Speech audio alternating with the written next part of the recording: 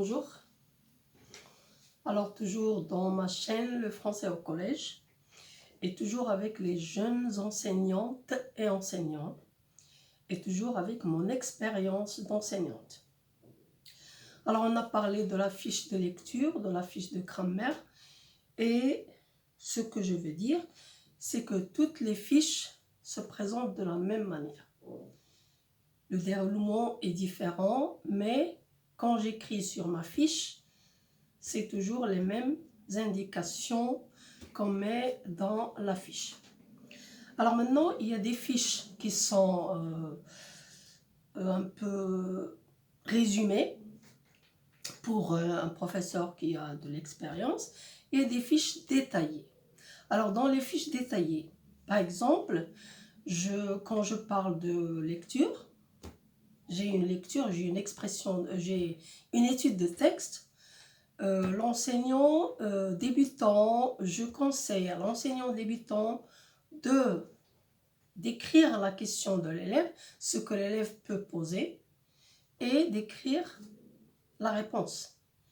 Et l'inverse, c'est-à-dire, il y a des questions qui accompagnent la compréhension du texte, j'écris la question et j'envisage un peu la réponse de l'élève, ce que j'attends de l'élève. Je dois l'écrire sur ma fiche. Oui, mais si l'élève n'arrive pas à me donner la réponse, j'ai la réponse sur ma fiche pour ceux qui viennent de commencer la carrière. Il est préférable. Donc là, ce sont les fiches détaillées, c'est-à-dire j'écris la question et puis la réponse que j'attends de l'élève. Vous y êtes? Et là, dans toutes les disciplines, c'est-à-dire l'étude de texte, la grammaire, la conjugaison, même chose, l'orthographe et ainsi de suite. Alors, qu'est-ce qui nous reste? L'expression écrite. Alors, l'expression écrite, la fiche est un peu différente parce qu'il y a des étapes dans l'expression écrite, surtout avec les élèves du collège. Alors, l'expression écrite se prépare en 3 ou 4 étapes. C'est-à-dire, dans la première séance, je dois mettre sur ma fiche ce que je demande de l'élève, c'est-à-dire la consigne. Toujours, bien sûr, l'entête, c'est-à-dire le document, la semaine, la séquence, toutes les informations. Puis, la discipline ou bien l'activité, c'est l'expression écrite. Première étape. Alors, dans la première étape, c'est-à-dire j'ai une consigne d'écriture. Supposons que je suis en première année et que je vais apprendre à mes élèves comment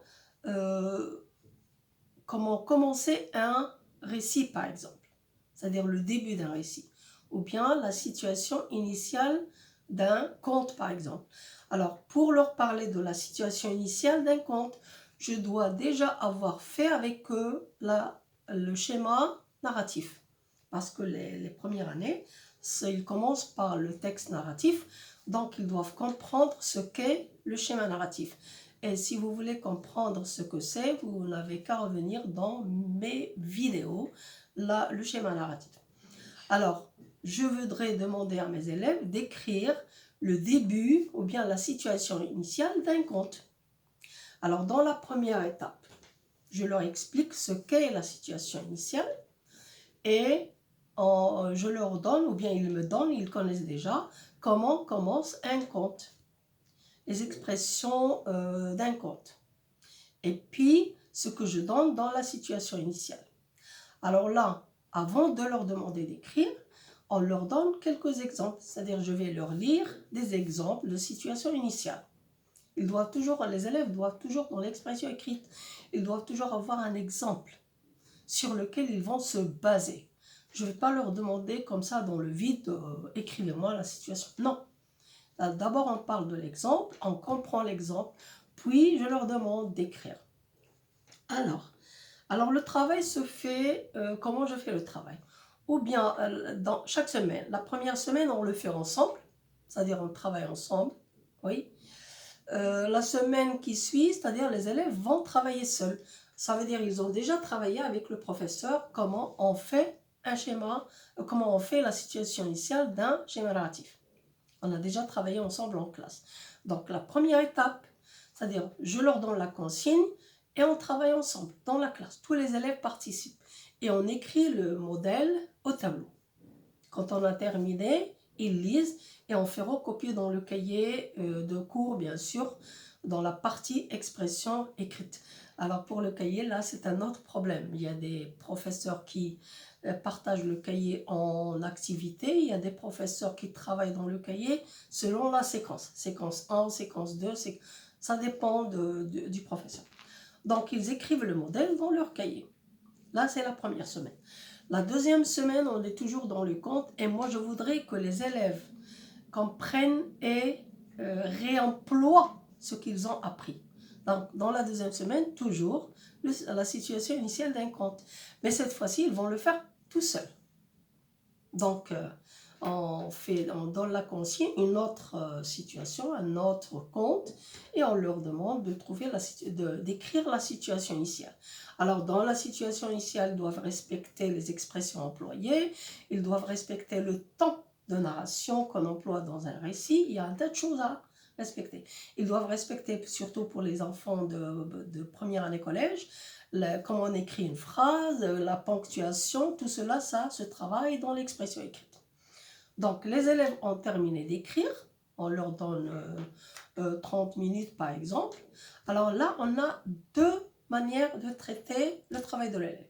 Ou bien on le traite en classe. C'est-à-dire, une fois terminé, on fait lire les exemples des élèves, ils lisent, les autres écoutent. Hein, et lorsqu'il y a des fautes, s'il y a un élève, il faut leur donner l'autorisation, qui a compris, qui a remarqué qu'il y a une faute, il a le droit de lever le doigt et dire « Madame, il y a une faute. Je préfère qu'il dise ceci ou qu'il dise cela. » Ou bien « Madame, Ahmed n'a pas respecté l'expression du début d'un conte. » Alors je lui dis « Voilà, alors tu lui donnes ce qu'il doit dire. » Et les enfants se corrigent les uns les autres. Donc c'est un travail, si vous voulez, collectif en classe. La correction est collective dans la classe. Alors les élèves ont travaillé, ils ont corrigé leur travail et une fois corrigé, ils l'écrivent dans leur cahier de cours. Là, c'est la deuxième étape du travail.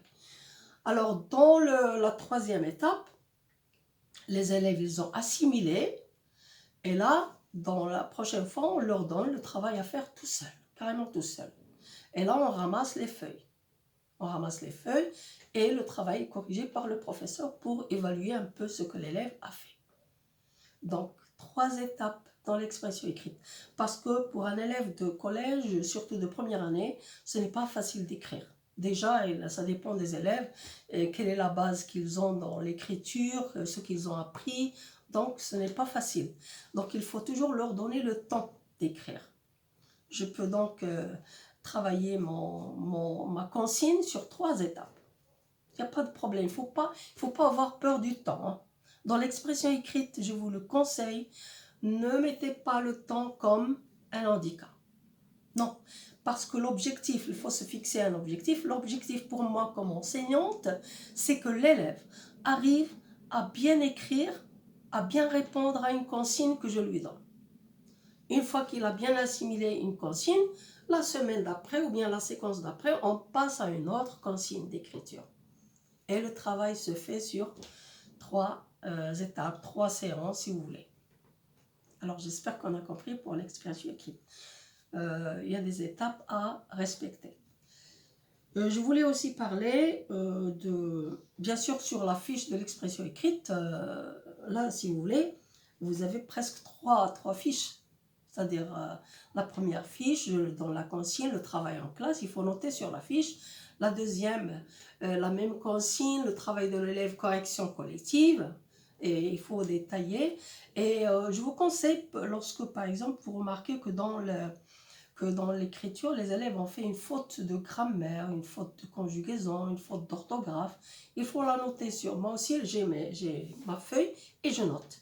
Si c'est vraiment une faute qui demande une leçon, oui, un rappel, on doit faire une leçon sur la faute relevée dans l'expression écrite de l'élève. Bien. Donc, ça c'était pour l'expression écrite, pour les premières années surtout.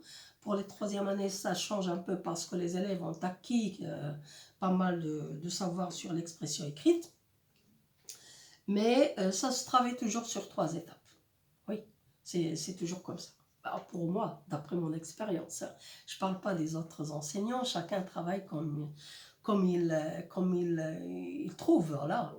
Mais moi, je préfère que l'élève assimile bien la consigne, assimile bien l'écriture.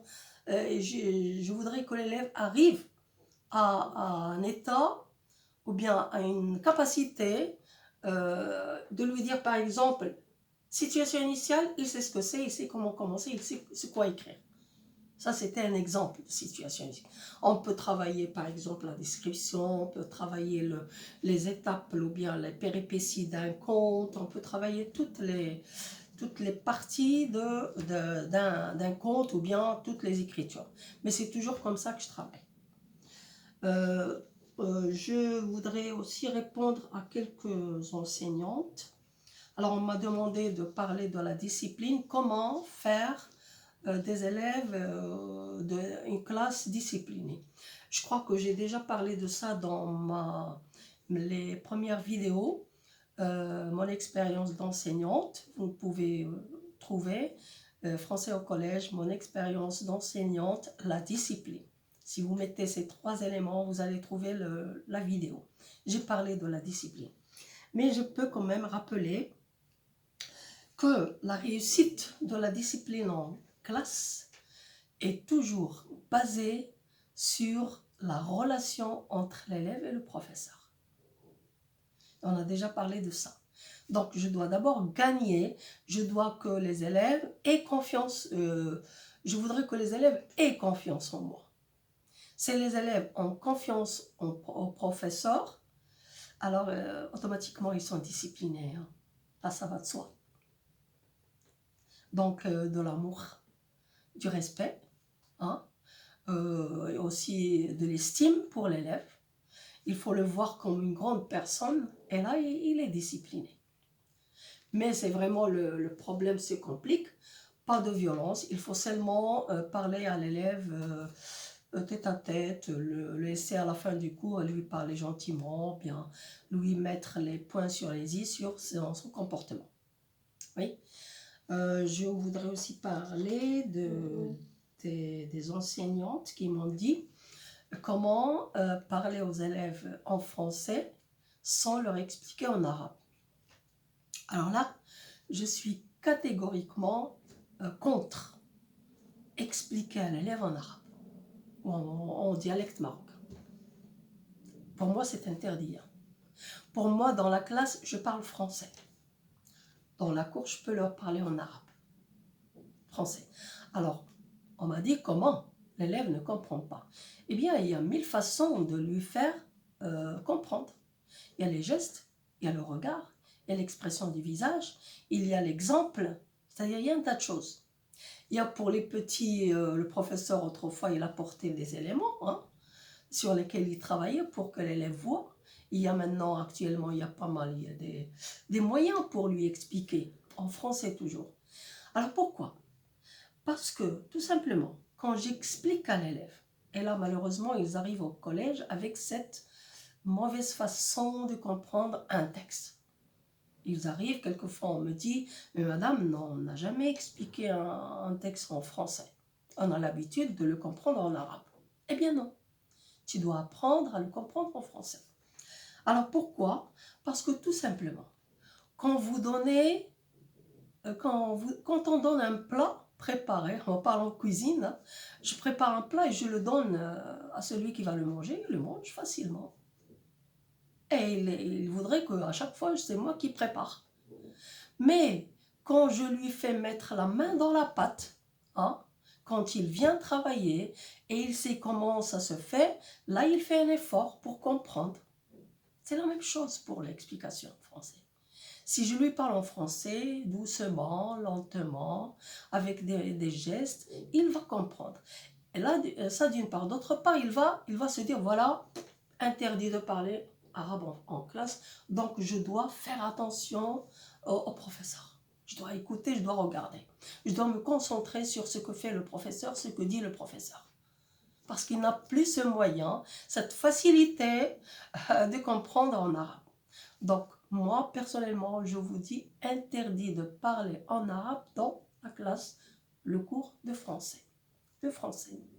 Avec le temps, il s'habitue, l'enfant. L'enfant, il apprend facilement. Hein. Un enfant, il apprend facilement. Vous allez me dire maintenant, un bébé de 3 ans, un enfant, un bébé de 3 ans, quand vous parlez tout le temps avec lui en français à la maison, il parle en français avant d'aller à l'école. Dans certaines familles, c'est comme ça. Il y a des enfants qui parlent en français parce que leurs parents parlent en français. Est-ce que leurs parents l'expliquent? Pas du tout.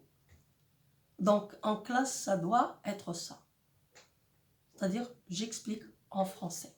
Alors, j'espère qu'on a compris ces éléments que je viens d'expliquer. Si vous avez d'autres questions, je suis là, je suis à votre service. À la prochaine fois. Bon courage.